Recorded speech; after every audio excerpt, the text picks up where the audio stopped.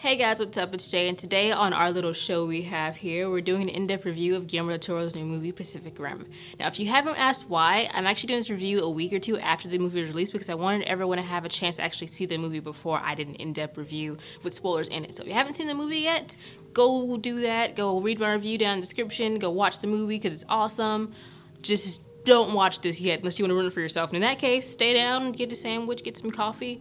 Do what you gotta do, homie. Do it. For anyone who does not know, Pacific Rim is actually an action movie about these monsters called Kaiju who found like a portal between the Pacific Ocean and they come out and just destroy everything. And after destroying half the military and destroying 4 cities in the making, America and all the other countries came together and pulled their resources and decided we're gonna make these Jaegers, who are giant mech suits, to fight and defend all mankind. Our best idea to defend ourselves was giant mech suits.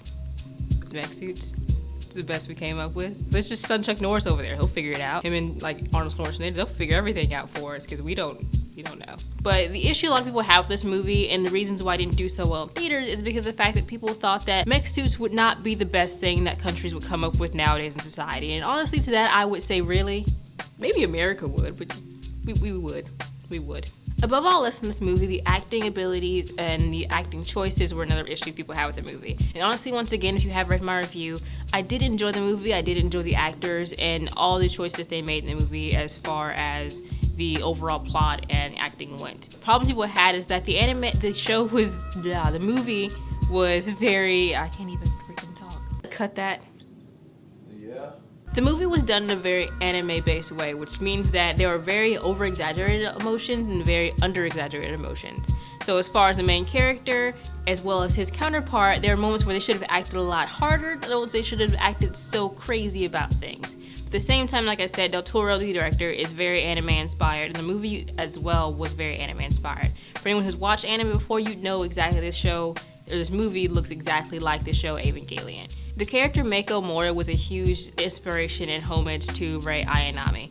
And the fact that she was acting the same way, she looked the same way, and the small blue highlights in her hair seemed like it was a huge comparison between the two characters. The scientists in the movie were actually the comedic relief for once. It was actually really interesting to see Charlie Day and other scientists who were covered in tattoos and really spastic and frantic that are actually supposed to be the smart and comedic relief in the entire film. And the film itself is very comedic. I mean, that's where the anime-inspired events come from, to where it's done in a very comedic and serious way, and it's also over-exaggerated at times. So it's very much like the movie Fifth Element, where it's a cult classic.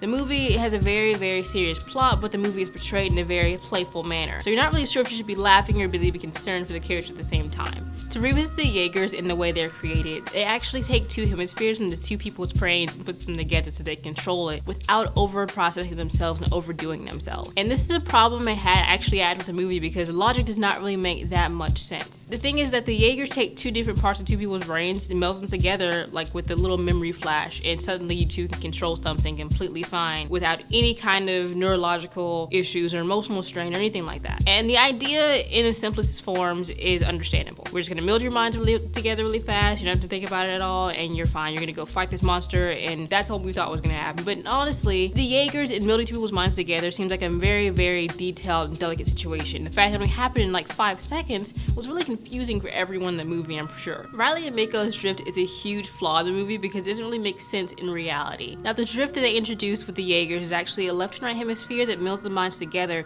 so that the 2 pods can pilot the machine at a normal and non-fatal way. Now, honestly, Meiko and Riley together seem like a very, very understanding emotional compatibility, since one of them is from a background where she was almost killed by a kaiju and she was abandoned by her family because they were all killed. And the other guy is like someone who used to pilot a Jaeger, and his brother was ripped out during the little mind meld and he still had some memories of that going on. So 2 of them together seem like they would actually complement one another very well. The actual problem comes in when the drift only happens for about 5 seconds. After that, it's not a problem anymore. And the biggest issue is that they introduced the problem happening as far as chasing the rabbit, as they call it in the movie. Now, chasing the rabbits, when you see those memories go by and you chase after it or kind of catch on to one. And Meiko chases the rabbit at one point. After that one moment, it seems like there's no possible way you can chase the rabbit anymore. Correct me if I'm wrong, but if you have memory, you're gonna chase the rabbit all day. and the fact that the two of them have a growing relationship that actually grows like a romance between the movie, it makes you concerned with the fact that there is no kind of emotional problems happening here in the drift, because it only happens like 5 seconds. You have no problems at all building minds and being inside someone else's head. And that is like one of the only 2 fatal problems out of this movie. Even then, the movie still catches up with to where it's still in a playful tone, so you don't really care about it that much since it's done in such a playful way.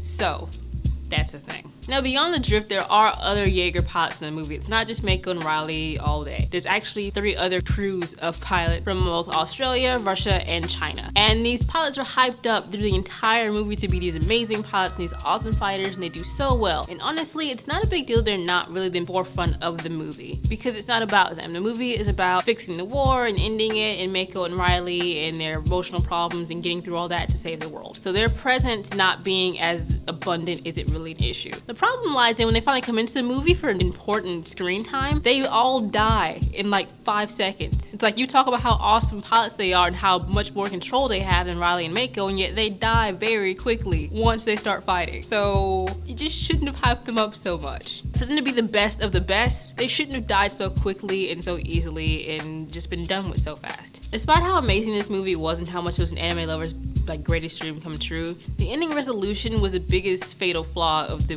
2 I was going to name. Now, at the end of the movie, there's this idea that they're going to drop a nuclear bomb into the Kaiju world and destroy it so that their Kaiju don't exist anymore. And the overall idea of it is fine. You're going to go through this tectonic plate and drop it in the portal. It's going to blow up, and their bridge to our world is going to be gone if any of them do survive. And at the last minute, the person that's holding the bomb can't do it, they can't get there, and they blow it up on themselves. And we find out that the mech suit that Mako and Riley are flying is actually its own like nuclear warhead in a compact little Jaeger. Which also that was not pointed out ever. It was like, hey, it's kind of nuclear, and we find out aliens like, oh, it's a nuclear bomb. We can just detonate the entire thing, and we don't even need anybody else. We could have done this by ourselves. So you finally get to the point where they're actually going to detonate the bomb, and they find out that the Jaeger portal is actually not going to let them through.